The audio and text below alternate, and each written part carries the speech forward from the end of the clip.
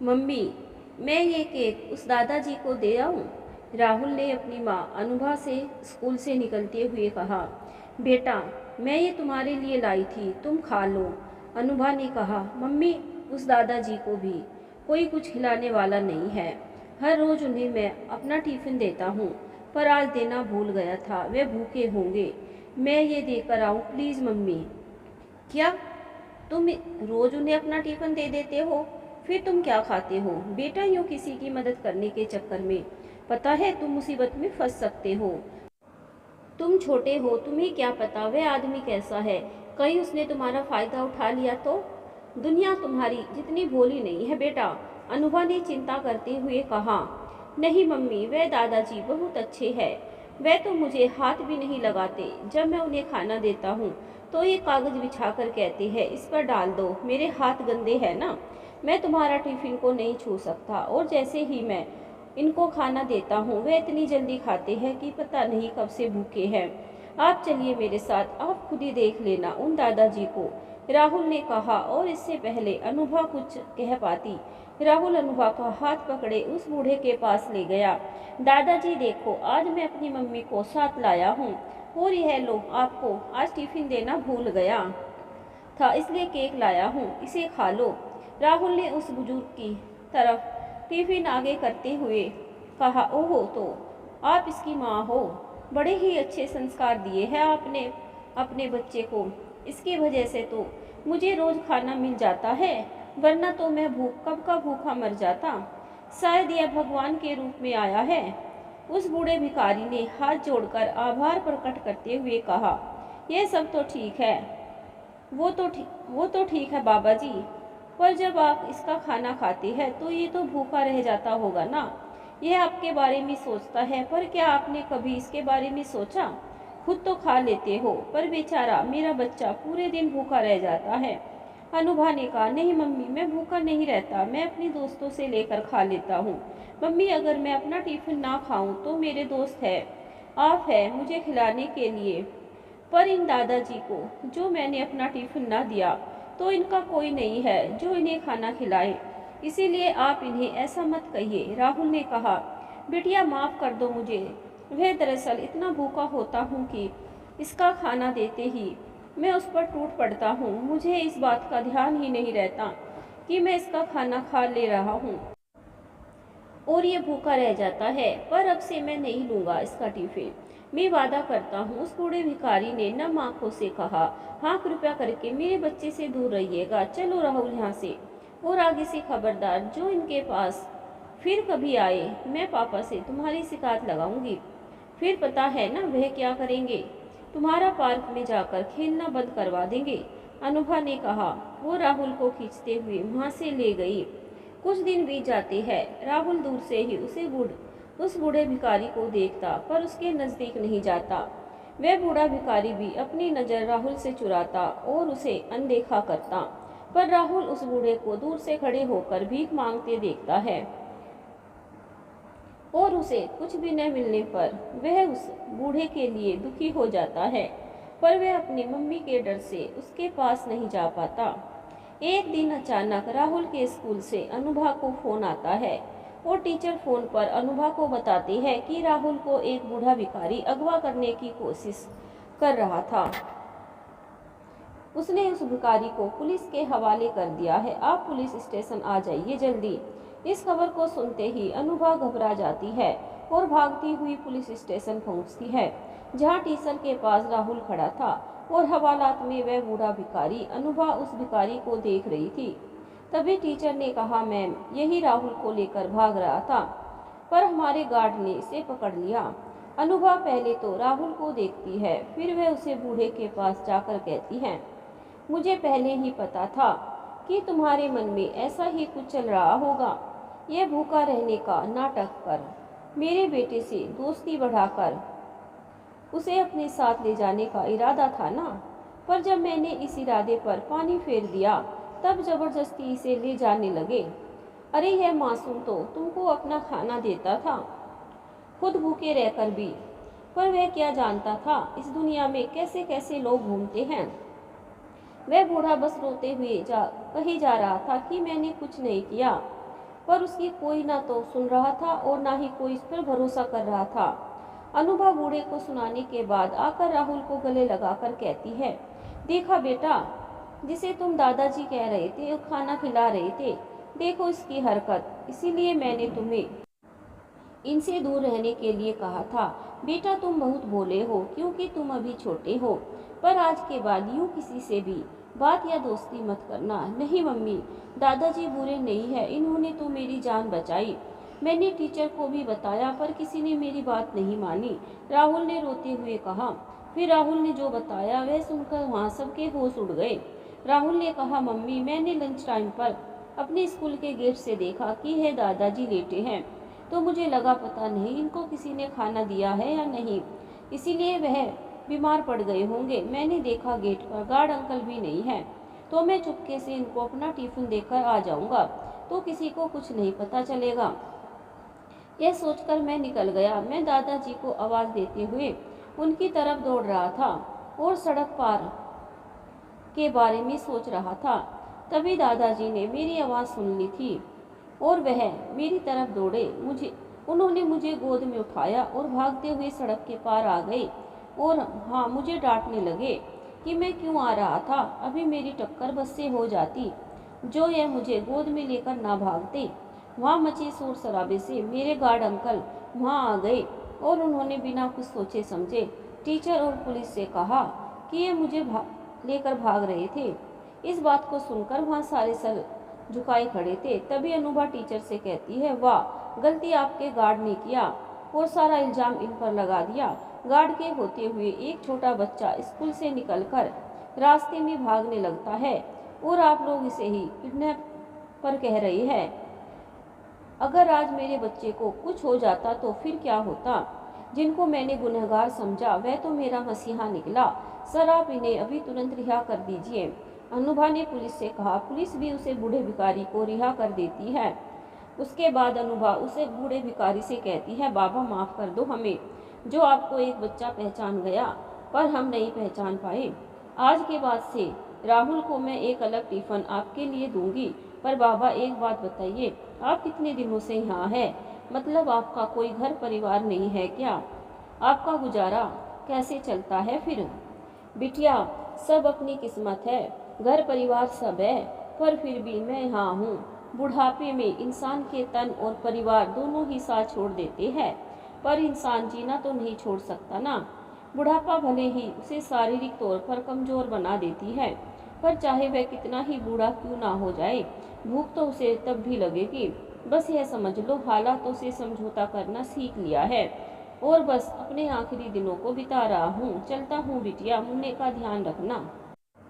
यह कहकर वह बूढ़ा वहाँ से चला गया। इधर घर जाकर अनुभा आज की पूरी बात अपने पति नवीन से कहती है, तो नवीन कहता है, इतना सब कुछ हो गया और तुमने मुझे बताना जरूरी नहीं समझा।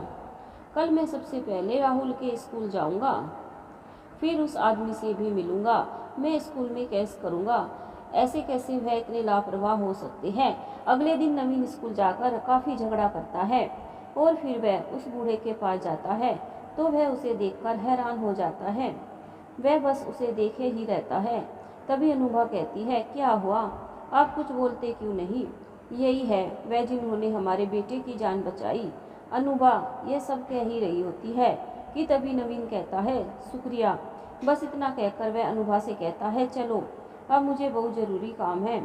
पर आपने तो कहा था कि आपको इनसे बहुत सारी बातें करनी है, क्योंकि इन्होंने इतना बड़ा काम किया, उसके बदले सिर्फ शुक्रिया। अनुभा ने कहा, तो क्या चाहती हो तुम, मैं इनके पैरों पर गिर जाऊं?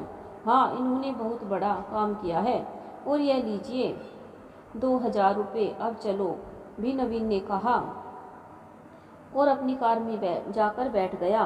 कार में जाकर अनुभा नवीन से कहती है, क्या बात है जी, आपने जब कल कहा कि आपसे इनसे मिलकर इसका धन्यवाद करना चाहते हैं, मुझे लगा आप इनके बारे में कुछ सोचेंगे, पर आपने तो इनसे ठीक तरीके से बात भी नहीं की, उल्टा यूँ पैसे देकर आ गए। अनुभा, इन लोगों को पैसे के अलावा और क्या चाहिए होता है? इसने मेरे बेटे को बचाया, बदले में मैंने पैसे दे दिए, हो गया हिसाब बराबर। बस इससे ज़्यादा इनको सिर नहीं चढ़ाना चाहिए। नवीन ने हड़बड़ाते कहा। अनुभा नवीन की बातों से बड़ी हैरानी हुई, पर फिर भी उसने नवीन से कहा, मैं क्या सोच रही थी कि हमारा जो गैराज है वह बिल्कुल ही खाली पड़ा रहता है। कार तो एक ही है हमारी, पर गैराज काफ़ी बड़ा। अगर उन्हें वहाँ रखने का इंतजाम कर दे तो कैसा रहेगा। इन्हें भी छत मिल जाएगी और हमें भी हमारे घर की रखवाली करने वाला कोई। यह कह रहे थे कि उनके बच्चों ने इन्हें बेसहारा छोड़ दिया है। पता नहीं कैसे बच्चे हैं, पागल हो गई हो, ऐसे ही किसी अनजान को सड़क से उठाकर घर लाने की बात कह रही हो। ज़्यादा प्यार दिखाने की जरूरत नहीं है, दे तो दिया उन्हें पैसे, नवीन ने गुस्से में भड़कते हुए कहा। पर मैं किसी अनजान को घर कहाँ ला रही हूँ, यह तो राहुल के दादाजी है, तो फिर उनका तो हक बनता है ना हमारे साथ रहने का। अनुभा ने कहा, अरे राहुल तो बच्चा है, कह दिया उसने किसी को भी दादाजी, तो क्या हम सच में उस बूढ़े को उसके दादाजी मान ले और मैं अपने घर रख ले। कैसी बातें कर रही हो अनुभा तुम। नवीन ने कहा, हाँ अजीब बात तो मैं कह रही हूँ, पर उससे भी अजीब यह है कि आप ऐसे अनजान बनने का नाटक कर रहे हैं। पता है आज मैं जानबूझकर आपको यहाँ क्यों लाई, क्योंकि मुझे सब पता चल गया है। यह बाबा और कोई नहीं बल्कि आपके पिताजी है। अनुभा ने कहा। यह सुनकर नवीन तो मानो आसमान से गिर पड़ा और उसने हड़बड़ा कर कहा, क्या तुम्हें कैसे पता चला? और वैसे भी वो बूढ़ा मेरा बाप नहीं है। मैं कितनी बार कह चुका हूँ तुमसे कि मेरे माँ बाप बचपन में ही मर गए थे। ये सुनकर आभा को बहुत गुस्सा आया और उसने गुस्से में भड़कते हुए कहा, शर्म नहीं आती झूठ बोलते हुए। अब कोई फ़ायदा नहीं है झूठ बोलने का, क्योंकि एक दिन राहुल जब इनके बारे में बात कर रहा था तो मैं उनसे मिलने गई थी और उनसे उनके घर परिवार के बारे में पूछा था। तब उन्होंने बताया कि वह अपने बेटे के साथ गांव में रहते थे। आपके लिए उन्होंने बाहर ही जाकर मेहनत मजदूरी कर, पत्नी बीमार रहती थी तो आपके लिए घर पर आकर खाना बनाया, आपको पढ़ाया लिखाया और फिर आप आ गए शहर नौकरी करने। फिर इनकी सुध नहीं ली कभी। कई महीने आपका इंतजार करने के बाद यह आपको ढूंढते हुए शहर आ गए और काफ़ी भटकने के बाद इन्होंने आपको ढूंढ भी लिया, पर आपने इन्हें अपने साथ रखने से इनकार कर दिया और इन्हें अकेले सड़क पर छोड़ दिया। इतना स्वार्थी कैसे हो सकता है कोई? अपने पिता को यूं सड़क पर कैसे छोड़ दिया? आप खुद ही ऐसे हैं तो अपने बेटे को क्या सिखाएंगे? मुझे तो लगता है भगवान ने जानबूझकर राहुल को इनसे मिलवाया ताकि आप अपनी भूल सुधार सके। अनुभा ने कहा, वो मेरे पिता है, यह तुम्हें कैसे पता चला? नवीन ने आश्चर्य से कहा, जब मैं बाबा से उनके जीवन की कहानी सुन रही थी तभी आपका फ़ोन आया और मेरे फ़ोन पर आपकी फ़ोटो लगी है जो बाबा ने देख लिया और मुझसे कहा, यह कौन है बिटिया? तो मैंने कहा, यह राहुल के पिता है। पर आप ऐसा क्यों पूछ रहे हैं बिटिया, यही मेरा बेटा नवीन है। यह कहते हुए वह ज़ोर ज़ोर से रो पड़े, पर उनके आंसू आपके लिए नहीं थे। वह इसलिए रोने लगे कि भगवान ने उन्हें एक दिन आपसे दूर किया था और आज अपने पोते से उन्हें ऐसे मिलवाया। नियति भी बड़ी अजीब खेल खेलती है। जिस बेटे ने मुझे यूं अकेला मरने छोड़ दिया, आज उसी के बेटे ने मुझे खाना खिलाकर भूखे मरने से बचाया। बिटिया तुम यहाँ से चली जाओ, नवीन को अच्छा नहीं लगेगा जब उसे पता चलेगा। उस बूढ़े बाबा ने रोते हुए कहा, नहीं बाबा, आज मैं आपकी कहानी सुने बगैर नहीं जाऊंगी और आपको राहुल की कसम आपको सब सच सच बताना पड़ेगा। बेटा मैं बहुत गरीब था, जमीन जायदाद भी ज़्यादा नहीं थी, उसमें जो फसल उगती थी उससे पूरे परिवार का गुजारा नहीं होता था। इसीलिए रघुनाथ जी को दूसरों के यहाँ मजदूरी करनी पड़ती थी। सुहासिनी जी भी दूसरों के घर में काम करती थी, लेकिन वो ज़्यादा दिन रघुनाथ जी का साथ ना निभा सकी और इस दुनिया को अलविदा कह गई। अकेले रघुनाथ जी ने बेटे को माँ और बाप दोनों का प्यार दिया और ज़्यादा से ज़्यादा मेहनत करने लगे ताकि बेटे की परवरिश अच्छे से कर सके। बेटा नवीन पढ़ने में बहुत होशियार था, इसीलिए उसकी पढ़ाई के लिए रघुनाथ जी ने बहुत मेहनत की। जब नवीन को शहर पढ़ने के लिए जाना था उस समय रघुनाथ जी के पास रुपए की कमी थी। रुपए की कमी को पूरा करने के लिए रघुनाथ जी लोगों से सहायता की गुहार लगाई। कुछ भले लोग थे जिन लोगों ने सहायता की और रघुनाथ जी ने बेटे को शहर भेजा पढ़ने के लिए। पढ़ लिख कर बेटा नौकरी करेगा तो हमारी गरीबी एक दिन दूर हो जाएगी। इतनी ज़्यादा मेहनत बुढ़ापे में नहीं करना पड़ेगा। यह सोचकर रघुनाथ जी और ज़्यादा मेहनत करने लगे। एक दिन गांव में आकर बेटे ने खबर दी कि वह कलेक्टर बन गया है। रघुनाथ जी की खुशी का ठिकाना नहीं रहा और वो खुशी के मारे रो पड़े। इतने वर्षों की मेहनत आज रंग लाई है। रघुनाथ जी ने जो सपने देखे थे वो सपने साकार हो गए थे।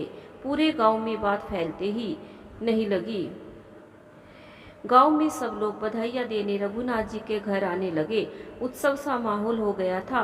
जाते समय बेटे ने कहा था, मैं हर महीने आप लोगों को रुपए भेजूंगा। अब आपको काम करने की जरूरत नहीं है। पूरी जिंदगी आपने बहुत मेहनत की है। अब आराम का समय आ गया है। रघुनाथ जी बहुत खुश थे। अभी काम पर नहीं जाते थे। बेटा जो रुपए भेजता था उससे उनका गुजारा अच्छे से होने लगा। वो बहुत खुश थे। परंतु कुछ महीनों से रुपये आना बंद हो गया।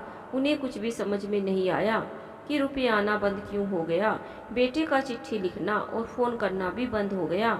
एक बार रघुनाथ जी ने शहर जाना चाहा, परंतु फिर बेटे की बात याद आ गई। बेटे ने मना कर दिया था कि शहर मत आना, मैं ही आकर आप लोगों को ले जाऊंगा शहर। लेकिन जब कई महीनों से बेटे की कोई चिट्ठी नहीं आई, कोई फ़ोन नहीं आया, प्रत्येक महीने रघुनाथ जी को 1000 का मनी ऑर्डर आता था, वह भी कई महीनों से नहीं आया। रोज डाकघर का चक्कर लगाकर मायूस होकर वापस लौटते। घर में खाने को कुछ नहीं है। शरीर इतना जर्जर हो गया है कि अब ताकत ही नहीं रही कि कुछ काम करके पेट, और फिर इस उम्र में काम पर भी कौन रखे। जब काम करने की उम्र थी तब बहुत मेहनत की। घर से बुलाकर ले जाते थे लोग काम के लिए, क्योंकि रघुनाथ जी ने काम करने में कभी कोई कोताही नहीं बरती। बहुत मेहनत कश इंसान थे वे। उनकी मेहनत और ईमानदारी की चर्चा पूरे गांव में आज भी थी। गांव में सभी उन्हें सम्मान की नज़र से देखते हैं। जब से बेटा कमल कलेक्टर बन गया तब से लोगों की नज़र में उनका ओहदा और बढ़ गया है। जो भी देखता हालचाल पूछे बिना और नमस्ते किए बिना नहीं जाता। इतनी इज्जत पाकर वह गदगद हो उठते। एक दिन दिल नहीं माना और बेटे को ढूंढते हुए इस शहर आ पहुंचा। यहाँ आकर भी मैंने बेटे की बहुत छानबीन की, पर वो कहीं नहीं मिला। और बिना पैसे और भूखे पेट कितने दिन तलाशता, तो बस यहीं स्कूल के आगे बैठ जाता। तो कभी कभी ये ठेले वाला कुछ दे देता था। फिर एक दिन राहुल मिला जो रोज अपना टिफिन मुझे दे देता था। शर्म नहीं आई थी आपको अपने पिता के साथ ऐसा करते हुए? फिर अनुभा नवीन से गुस्से में कहती है, देखिए आप अगर इनसे माफ़ी मांगकर उन्हें यहाँ नहीं लाएंगे तो मैं भी आपसे कोई रिश्ता नहीं रखूँगी। नवीन अनुभा के इस बात से काफ़ी घबरा जाता है, क्योंकि अनुभा के पापा के कारोबार को भी नवीन ही संभाल रहा था। यह घर बार दौलत सब कुछ अनुभा का ही था। तो अनुभा अगर उसे छोड़ देगी इसलिए वह कहीं का नहीं रह जाएगा। और कलेक्टर की नौकरी भी उसे अनुभा के पापा की सिफारिश की वजह से ही मिली थी। कहीं अनुभा की शिकायत की वजह से वो भी उसके हाथ से ना चली जाए। इसीलिए वह तुरंत अनुभा से कहता है, ठीक है, कल हम तीनों जाकर उन्हें सम्मान के साथ ले आएंगे। यह सुनकर अनुभा खुश हो जाती है और अगले दिन वे तीनों पहुंचते हैं उनको लाने के लिए। राहुल आज बड़ा खुश था, लेकिन जिसे वह अब तक दादाजी कहकर बुलाता आया था वह उसके असली में ही दादाजी थे। खैर वे तीनों जब वहाँ पहुँचते हैं तो देखते हैं बाबा जिस जगह रहते थे वहाँ वह नहीं है। तो नवीन अनुभा से कहता है, यह कहाँ, पापा ने वह मौका ही नहीं दिया। अनुभा कहीं कोई अनहोनी तो नहीं हो गई ना? अब हम कैसे और कहाँ ढूंढेंगे पापा को? हे भगवान, मुझे एक मौका तो दे दे अपनी गलती सुधारने का। बस कीजिए, आपकी कोई गलती नहीं है, गलती मेरी है। अनुभा ने गुस्से में कहा। तुम्हारी गलती? क्या मतलब अनुभा? नवीन ने चौंकते हुए कहा। हाँ, मुझसे बड़ी गलती हो गई। जो मैंने आपसे सुधरने की उम्मीद की और सोचा कि आप अपनी गलती को सुधारेंगे। कल ही मैंने इन्हें खाना देने और अपने साथ लाने का मन बना लिया था, क्योंकि मैंने सोचा जो काम कल करना वह आज ही करने में क्या बुराई है।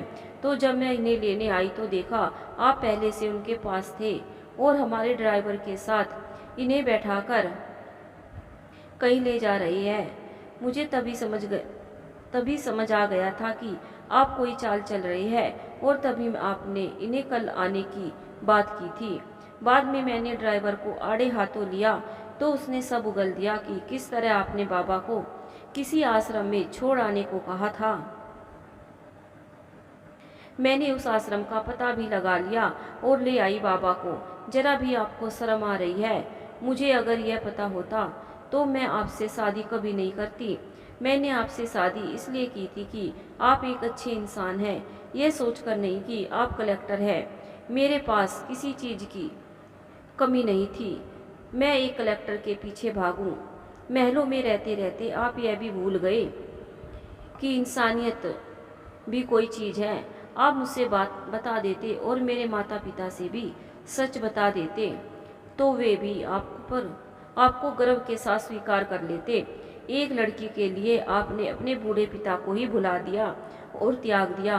किसी से प्यार करना अच्छी बात है, परंतु प्यार में इस हद तक गिर जाना किसी अच्छे इंसान की निशानी नहीं है। अरे प्यार तो इंसान को त्याग सिखाता है, अपनों को त्यागना नहीं। एक बात ध्यान से सुन लीजिए, अब यह मेरे बाबा है और आप मेरे कोई नहीं। जो इंसान अपने पिता के साथ ऐसा कर सकता है वह कभी किसी के साथ कुछ भी कर सकता है। अब से आपका और मेरा रास्ता अलग है। जाइए, अब आप गुजारिए अपने दिन सड़क पर, फिर आपको एक पिता की तकलीफ समझ में आएगी। अनुभा ने कहा। ये सब सुनकर नवीन सक पका जाता है। अनुभा, माफ़ कर दो मुझे अपनी गरीबी से बड़ी चिढ़ थी और पापा को देखकर मुझे अपनी गरीबी याद आ जाती थी, इसीलिए मैंने यह सब किया। पर अब मैं वादा करता हूँ आगे से ऐसा कुछ नहीं करूँगा। नवीन ने गिड़गिड़ाते हुए कहा। गरीबी से चिढ़? जो इंसान आज अमीर है वह भी कभी गरीब रहा होगा, पर मेहनत कर आज तक यहाँ पहुँचा। आपकी तरह शॉर्टकट लेकर नहीं, खुद तो मेहनत करना नहीं चाहते, और जिन्होंने आपको मेहनत मजदूरी कर पाला उनके साथ ऐसा बर्ताव। आप सिर्फ पैसों से प्यार करते हैं और ऐसे इंसान के लिए मेरे घर में कोई जगह नहीं है। अनुभा यह कहकर चली गई। इधर नवीन सर पर हाथ रखकर बैठ गया और अपने आने वाले बुरे दिनों को सोचकर रोने लगा। अनुभा ने जैसा वादा किया था उसने वैसा ही किया।